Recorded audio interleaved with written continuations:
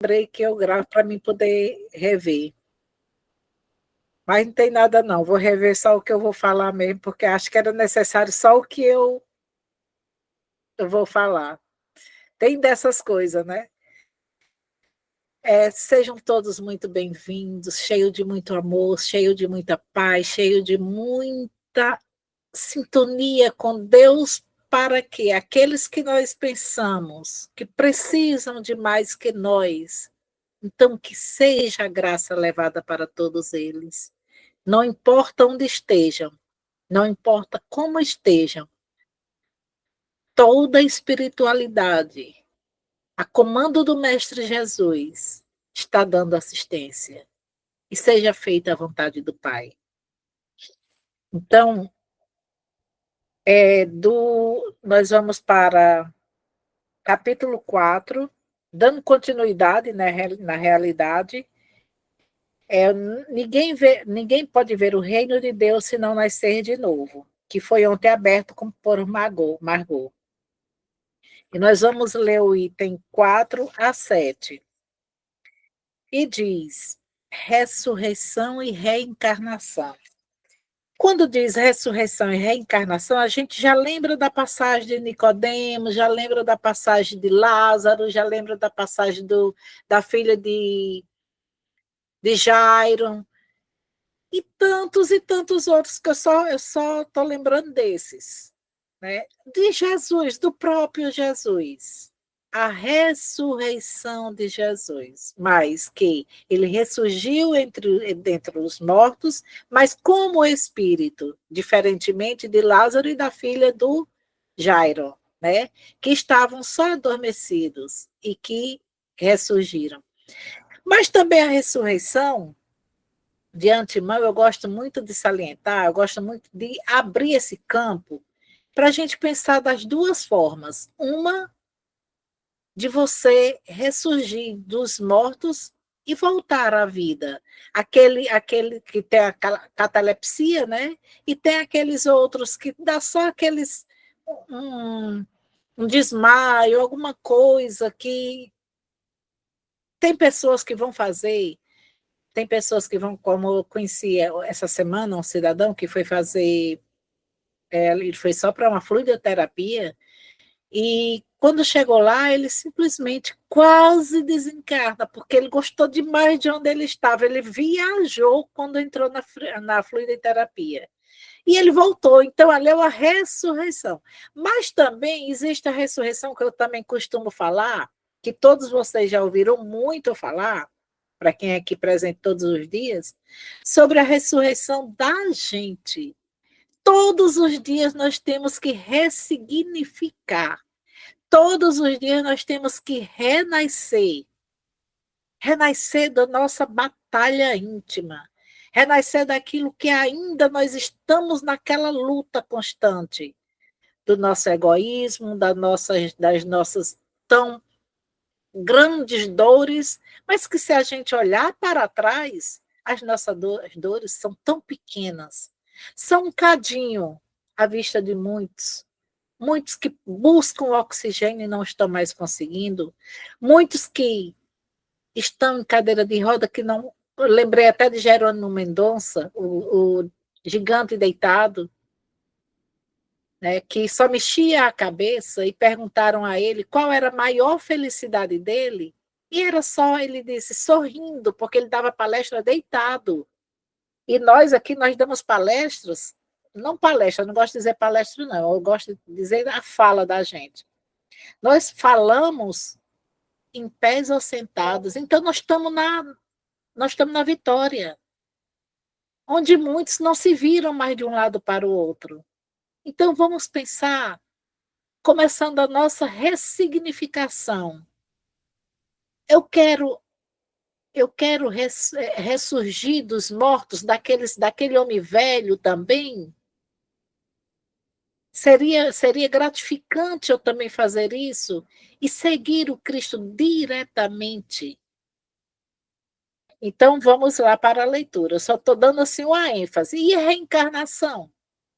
É só simplesmente quantas forem necessárias a gente vir e voltar. vir e voltar. Depende de quê? A nossa ida e volta. De nossas escolhas, do que estamos plantando, é o que nós vamos colher. Aí a gente pensa assim, ida e volta, né? É bem interessante essa palavra, ida e volta. É porque a gente vai para a verdadeira casa e aqui é só passagem. Aí a gente lembra de quando a gente sai de casa e a gente simplesmente esquece alguma coisa, a gente volta. Olha aí. Aí lembra também de quando a gente está na escola ou na faculdade ou em qualquer que seja. Aí a gente estuda, mas não estuda o suficiente. A gente não faz aquilo que é para fazer diretamente feito. E de repente a gente entra na recuperação. Qual é a recuperação? A expiação. É o arrependimento, é a expiação, é você tentar recuperar aquilo que você perdeu.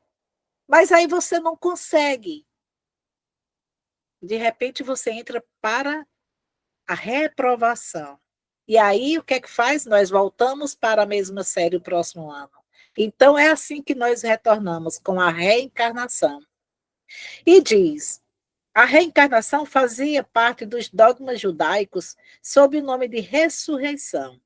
Estava só no Evangelho, na Bíblia Sagrada, né? E eu acredito que muitos já ouviram falar da história, porque foi tirado ressurreição e colocado reencarnação. Na realidade, no início da história, quem quiser ler, tem reencarnação, foi tirado. Só os saduceus que pensavam que tudo acabava com a morte, não acreditavam nela. As ideias dos judeus sobre esse ponto, como sobre muitos outros, não estavam claramente definidas, porque não tinham senão noções vagas e incompletas sobre a alma e a sua ligação com o corpo. Eles acreditavam que o homem que viveu podia reviver, sem se dar uma conta precisa da maneira pela qual a coisa podia ocorrer. Designavam pela palavra ressurreição o que o Espiritismo mais judiciosamente chama reencarnação. Com efeito, a ressurreição supõe o retorno à vida do corpo que morreu. Isso aí eu já falei. Com a ciência demonstra ser materialmente impossível, sobretudo quando os elementos desse corpo estão, desde há muito, diversos e absorvidos. A reencarnação é o retorno da alma ou espírito. Eu até tiro essa alma, e alma é quando nós estamos ainda em corpo físico. Espírito é quando a gente já vai para a vida espiritual. Mas em outro corpo novamente formado para ela, e que nada tem em comum com o antigo. A palavra ressurreição poderia, assim, aplicar-se a Lázaro, mas não a Elias, nem aos outros profetas, se, pois, segundo sua crença, João Batista era Elias. O corpo de João não podia ser o de Elias, uma vez que se tinha visto João criança, e se conhecia o seu pai e sua mãe. João podia, pois, ser o Elias reencarnado, mas não ressuscitado. Está explicado, muito bem explicado aí, né? Porque o João, ele podia ser o Elias, como Jesus disse, Elias veio e vocês nem perceberam, né? Mas reencarnado, não ressuscitado como Lázaro. Aí diz aqui, ora, havia um homem entre os fariseus chamados Nicodemos, senador dos judeus. Aí aqui, parando aqui, senador dos judeus. Eu vou até marcar, e eu peguei a passagem, peguei toda, mais ou menos, uma partezinha de Nicodemos que diz assim: era um fariseu e membro do Sinédrio, Conselho Judicial Judeu. Ele era também doutor da lei e príncipe dos judeus.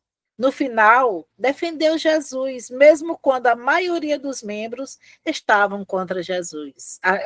Contra Jesus. Então, reencarnação mais vista no espiritismo, hinduísmo e budismo. A ressurreição é um evento único, enquanto a reencarnação é a parte de um ciclo contínuo da vida, morte e renascimento.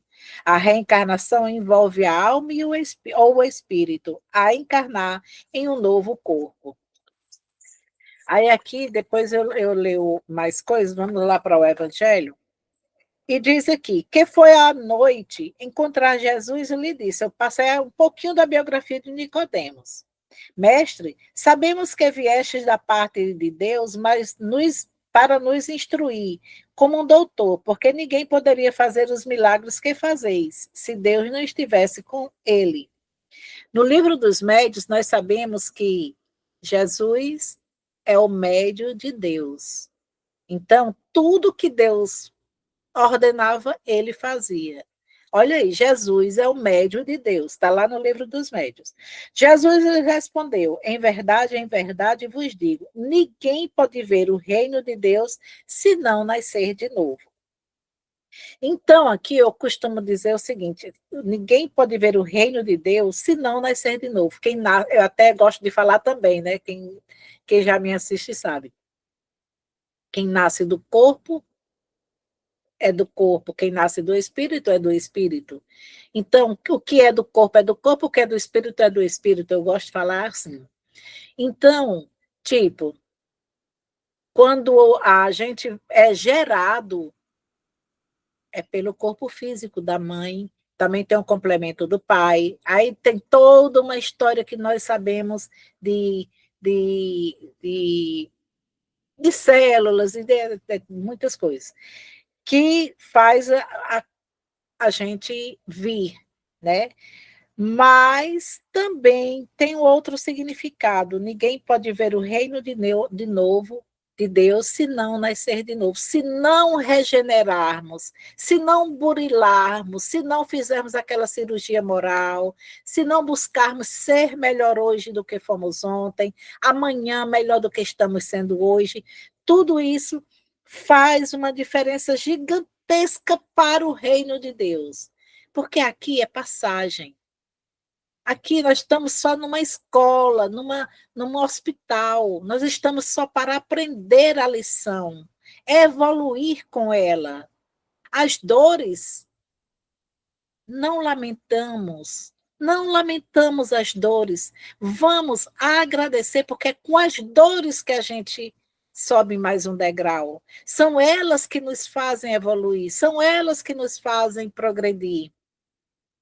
E se a gente não faz essa mudança, essa retirada do homem velho, dessa máscara que nós temos ainda, de orgulho, de vaidade, de egoísmo, que é meu e que é meu, e daqui nós não levamos nada, a não ser as nossas atitudes, as nossas boas vontades de ajudar, principalmente aqueles que fazem parte do nosso dia a dia, seja no trabalho, seja em casa, não importa se te ferem, não importa se te digam contra, não importa se seja contra você em tudo, perdoa e continua a insistir, porque é você com Deus, não é você com Ele, é você com Deus. Então faça a sua parte, renova todo dia, tenta fazer o melhor sempre. Nicodemos lhe disse: como pode nascer um homem que já está velho? Olha só o entendimento dele. Porque ele reentrar no ventre de sua mãe, pode ele reentrar no ventre de sua mãe para nascer uma segunda vez? Olha só. E era um homem, foi que eu descrevi de Nicodemos, doutor da lei. Ele era membro, e ele era como se fosse um papa, né? Do Sindário. Ele era um papa. Então, ele era para ter o conhecimento em todos os sentidos, mas não, na época, era como se fosse bloqueada a mente. Hoje nós temos a evolução. E como a evolução?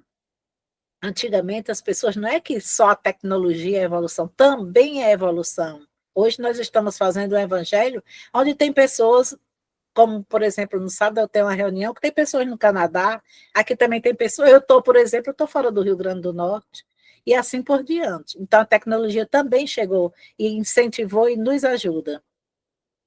Mas o mais importante é a nossa evolução intelecto, a nossa evolução moral.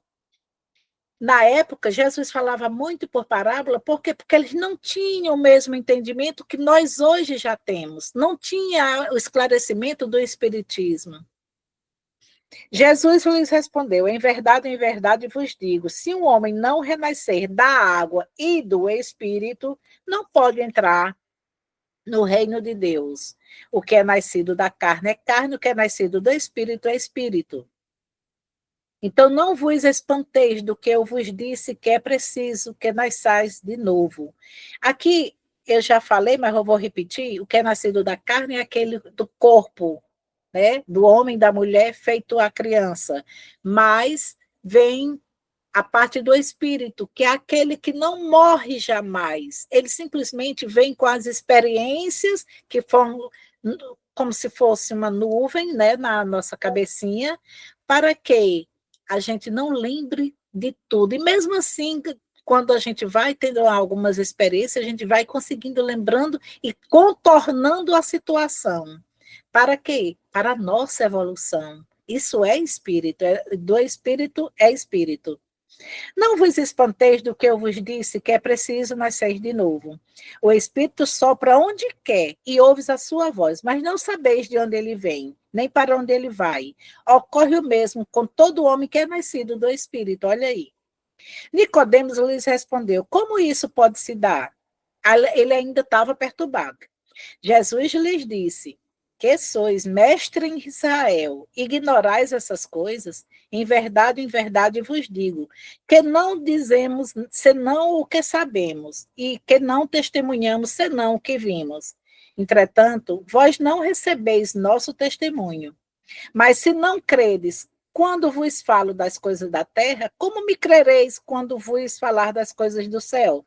Isso está lá em João, capítulo 3, 1 a 12, né? Que eu até peguei algumas coisas feitas por Emmanuel.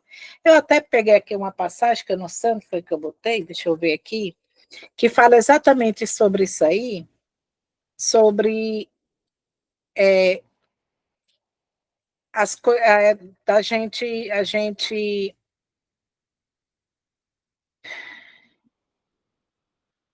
Cadê aqui? Jesus para e espera que chames. Isso aqui já é uma reflexão para a gente. Jesus para e espera que nós olhamos para ele. Precisamos olhar e ouvir. E aí até diz assim: Deus, ele é peregrino. A voz de Deus é peregrina. A gente sabe que vem, a gente sabe que está, mas não sabe de onde vem. Mas sabemos que ela existe, porque ela está dentro de nós. Aí vem essa reflexão que diz assim: precisamos olhar e ouvir os chamados. Os recados da vida são para um bom anônimos. Mesmo o tempo esteja em tempestades, a vida não é ativa, nós é que somos ativos. A vida nos devolve o que nós damos a ela. O Bartimeu estava acomodado, mas ele se levantou e gritou, mesmo juntando os cacos, temos que ter atitude. Temos que ter atitude. Então, é sermos, ter atitude do Bartimeu. Não é parar no tempo, esperar que as coisas aconteçam como se nós jogássemos uma âncora de um navio e parar o navio. Pronto, vamos esperar o mar parar. A tempestade. Não, a tempestade ela está todos os dias, que é os desafios nossos do dia a dia. É os desafios para ver se a nossa fé é permanente, a nossa fé é fiel, a nossa fé continua. E então diz: o pensamento de João Batista, de que João Batista era Elias e que os profetas poderiam reviver sobre a terra, encontra-se em muitas passagens dos evangelhos. Já diz Haroldo Dutra que não é preciso nem a gente ler todo o contexto que tem no Antigo Testamento, mas se a gente ler todas as palavras, os títulos, né, a gente já vai ter uma noção das escrituras antigas. E então diz, notadamente, né, nas relatadas acima, 1, 2 e 3, que foi lida ontem. E essa crença tivesse sido um erro, Jesus não teria deixado de a combater, como combateu tantas outras. Longe disso, ele o sancionou com toda a sua autoridade e a colocou como princípio e como uma condição necessária quando disse: ninguém pode ver o reino dos céus se não nascer de novo. Eu aqui insisto em parar e dizer: não é só a gente reencarnar para evoluirmos, nós podemos evoluir aqui, nesse exato momento, buscando, tentando, levantando e seguindo, confiando e seguindo, tentando ser melhor sempre e olhar para o próximo como sendo a nós mesmos. E diz assim: estas palavras, se um homem não renasce da água e do espírito, não foram interpretadas no sentido da regeneração pela água do batismo, mas o texto primitivo trazia simplesmente não renasce da água e do espírito, ao passo que em certas traduções a do espírito se substituiu do Espírito Santo, o que não responde mais ou menos o mesmo pensamento. Esse ponto capital ressalta dos primeiros comentários feitos sobre o Evangelho, assim como será um dia contestado sem equívoco possível. E aqui nós paramos, porque amanhã alguém vai ler do 8 a alguma coisa, que eu não lembro mais, e eu vou falar aqui o que eu levantei de coisas sobre essa parte de ressurreição e encarnação. E então diz assim: são dois conceitos distintos, né? Porque, primeiro, a ressurreição é do corpo ainda em terra, e ele ressurge, ele revive. E a reencarnação é do corpo, um novo corpo, uma nova vida, nova vida não, uma nova existência para a evolução ou para a expiação ou como uma lição. Se não ajudarmos os necessitados de perto, como auxiliaremos os aflitos de longe? Se não amamos os irmãos que respiram conosco os mesmos ares, como consagraremos ao Pai que se encontra no céu? Aí eu fiz outra parte que diz assim: a ressurreição é ressurgir, é erguer, é levantar, é ressignificar também. Como era entendida pelos judeus, consistia na revivificação destes mesmo corpo, como a filha de Lázaro e o próprio Lázaro, que no caso de Lázaro, muitos historiadores falam que foi sobrenatural, um milagre, que ali ele mostrou o poder de Jesus. Ele tinha que mostrar, por sinal, foram muitas pessoas, para quem já assistiu The Chosen, né, aparece muito, quando ele abre o túmulo e diz: sai, Lázaro. E Lázaro já estava com 3 dias que estava sepultado. E Lázaro sai. Não saiu cheirando, não, com certeza, né? Mas Lázaro sai. E ali ele mostrou para o povo que ele era realmente o Messias, o Filho de Deus. E que podiam espalhar aquele milagre. A ressurreição do Cristo representa a vitória do Espírito sobre a morte e uma prova da continuidade da vida após a morte do corpo físico. Aí eu peguei outras partes que diz assim: a vida nós só temos uma. Agora, quantas encarnações nós queremos ter? Quantas existências nós queremos ter para nós mesmos? Por que não agirmos como Bartimeu, aquele que simplesmente Bartimeu, estou falando hoje muito em Bartimeu, mas tem o nosso, eu gosto muito de falar do apóstolo Paulo, né, que simplesmente o que queres que eu faça? E passou a seguir. Se ele fez, se Chico, aliás, foi até pedido para a gente falar em Chico Xavier, né, esse mês todo de junho, que é o mês do desencarne dele. Aí, então, Chico Xavier, por exemplo, né, que foi uma pessoa que eu não conheci, mas muita gente conheceu, muita gente sabe da passagem dele, do que ele fez, do que ele sofreu, de como ele viveu.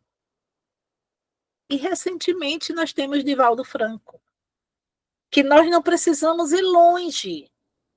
Eu tive, graças a Deus, o merecimento de assistir ainda palestras dele, né? Mas teve pessoas ainda que não conseguiram, mas tem na internet aí inúmeras, e a gente vê também não só as palestras sábias, entrevistas digníssimas, mais ainda é o trabalho dele, se você olhar.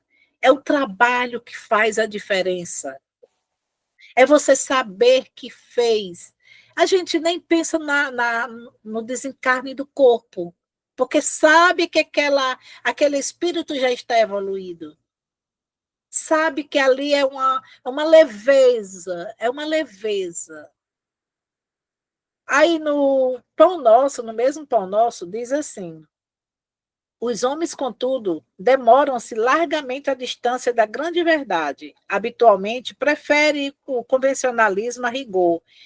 E somente a custo abre o entendimento às realidades da alma. Os costumes, efetivamente, são elementos poderosos e determinantes na evolução. Todavia, apenas quando inspirados por princípios de ordem superior. Então, quanto mais vigiar, quanto mais orações, quanto mais conversa com o Pai, quanto mais sintonia, e não é na horizontal, a sintonia vertical. Quanto mais sintonia, mais superioridades estão por perto da gente. São luzes que estão nos ajudando, inspirando a gente pensar no que falar, a gente pensar se aquilo que eu ia falar contribui em alguma coisa para meu crescimento, contribui em favor daquele que vai ouvir. E se fosse Jesus que estivesse no meu lugar, no lugar da pessoa, para ouvir o que eu ia falar? O que eu ia falar? Se vai fazer alguma coisa, pensar também se aquilo que ia fazer, você queria que os outros fizessem com você. E aqui o tempo da gente hoje, né? Eu vou pegar de Emmanuel, que eu ia pegar um outro livro aqui. Emmanuel nos diz assim, em São João 3, 1 até: não é fácil quebrar antigos preceitos do mundo ou desnovelar o coração a favor daqueles que nos ferem. Entretanto, o melhor antídoto contra os tóxicos da aversão é a nossa boa vontade, em benefício daqueles que nos odeiam ou que ainda nos não compreendem. Alguém tem mágoa? Reinicia o esforço da boa compreensão. Olha aí. Alguém não te entende? Persevera em demonstrar os intentos mais nobres. Deixa-te reviver cada dia na corrente cristalina, incessante do bem. Não ouvides a assertiva do mestre: aquele que não nascer de novo não pode ver o reino de Deus? Renasce agora em teus propósitos de liberações e atitudes, trabalhando para superar os obstáculos que te cercam e alcançando a antecipação da vitória sobre ti mesmo no tempo. Então, o tempo todo, como diz Joana de Ângeles, é nós com nós mesmos, não é nós com o próximo. O que nós fazemos ao próximo é nós que estamos fazendo para a gente no futuro. E o futuro nos, com certeza, retribui. E diz assim: o professor ensina, mas o aluno deve realizar. O professor, Jesus. E nós somos alunos. Ele nos ensina, cabe a nós seguir.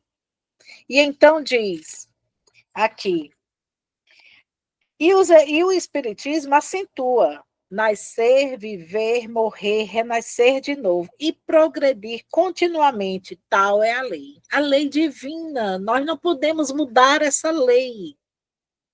E diz, em soma, isso quer dizer que ninguém conseguirá desertar da luta evolutiva. Continuemos, pois, vigilantes no serviço da própria burilação, na certeza de que o amor puro liquidará os infernos quando nós, que temos sido inteligências transviadas nos domínios da ignorância, estivermos sublinhados pela força da educação. Diz mais, Emmanuel: rimos e choramos, livres e presos, triunfantes e derrotados, felizes e deditosos. Ao invés de asas, carregamos grilhões, na penosa condição de almas doentes. E é só para finalizar aqui a de Emmanuel, que diz assim: a reencarnação é lei universal. Reflitamos ainda que, superficialmente, em nossos irmãos menos felizes, para recolher-lhes a dolorosa lição. Pensemos no desencanto daqueles que amontoaram moedas por longo tempo, acumulando suor dos semelhantes em louvor da própria avareza. e sente a aproximação da morte, sem migalhas de luz que ele mitingue as aflições da treva. E Emmanuel ainda nos diz, fechando aqui: estudemos os princípios da reencarnação, a lei de causa e efeito, à luz da justiça e da misericórdia de Deus, e perceberemos que, mesmo encarcerados, agora em constringentes obrigações, estamos intimamente livres para aceitar com respeito a humildade as determinações da vida, edificando o espírito de trabalho e compreensão naqueles que nos observam e nos odeiam, marchando gradativamente para a nossa emancipação integral, desde hoje e sempre. E como sempre, né, eu vou fazer aqui ligeiramente uma pequena poesia, mas ainda vou no meu louvor. Não te detenha, segue alma querida, vara o próprio caminho em sombra e vento, resguarda o coração tranquilo e atento e enriquece de amor o chão da vida.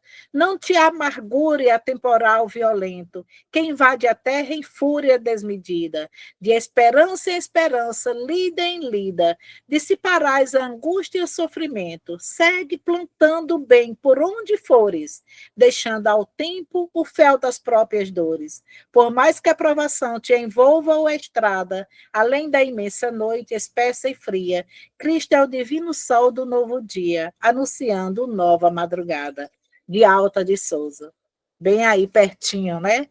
E diz: por toda a minha vida, ao Senhor te louvarei, pois meu fôlego é a tua vida, e nunca me cansarei.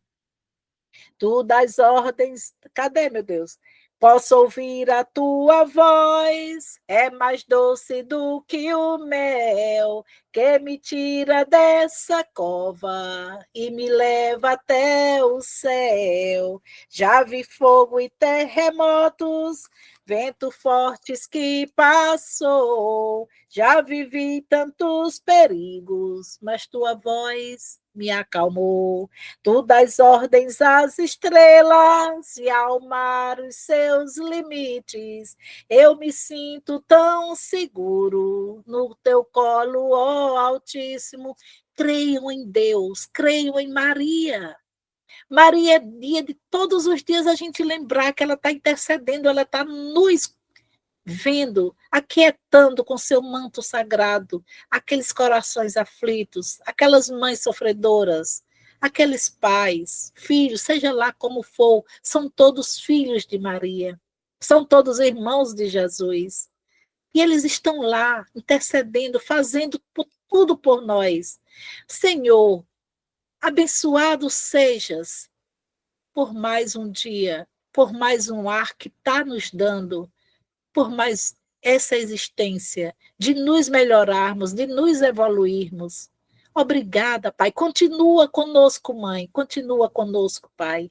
Nos fortalecendo, nos dando a determinação da vida, da força para seguir em diante, a fé para seguir adiante, a grandeza de espírito para perdoar sempre, a compreensão para esperar o teu tempo, e a serenidade para aceitar as coisas que nós não podemos mudar.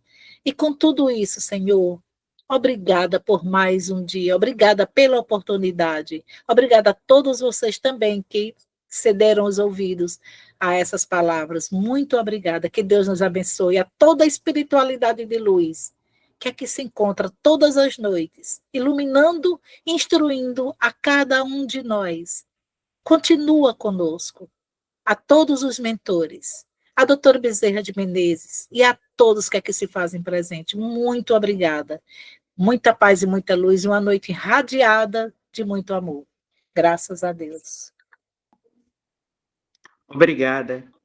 Nesse momento, eu peço à espiritualidade de luz fazer uma varredura em todos os lares. Se houver algum irmão necessitado, seja recolhido e levado a um hospital, a uma colônia espiritual ou a algum lugar, conforme a sua necessidade. E que todas as energias deletéricas sejam colhidas e transportadas à colônia Maria de Nazaré, para serem manipuladas. E neste momento eu peço a permissão do nosso Pai, nosso Criador, nosso Mestre amado Jesus, nossa Mãe Maria de Nazaré, Dr. Bezerra de Menezes, João Cecílio, e toda a sua egrégora de luz para encerrarmos o nosso Evangelho do nosso lar da noite de hoje. E até amanhã com o nosso Evangelho. Paz, amor e luz a todos.